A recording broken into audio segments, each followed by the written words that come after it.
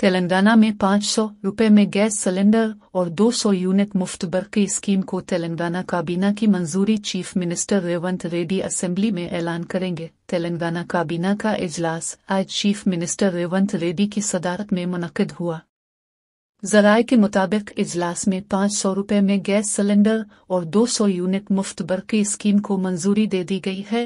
کابینہ کے اجلاس کے بعد ریاستی وزراء پی سرینواس ریڈی اور سریدھر بابو نے میڈیا کو تفصیلات سے واقف کروایا۔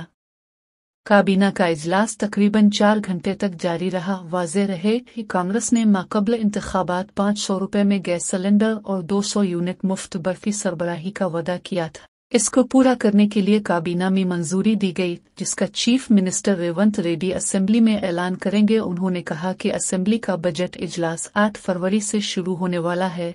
قبل از یہ کہا گیا تھا کہ اندرون 100 یوم ان اسکیمات پر عمل آوری کی جائے گی۔ ریاست میں پہلے ہی کانگریس کی جانب سے کیے گئے وعدے کے مطابق 2 اسکیمات پر عمل آوری کی جا چکی ہے۔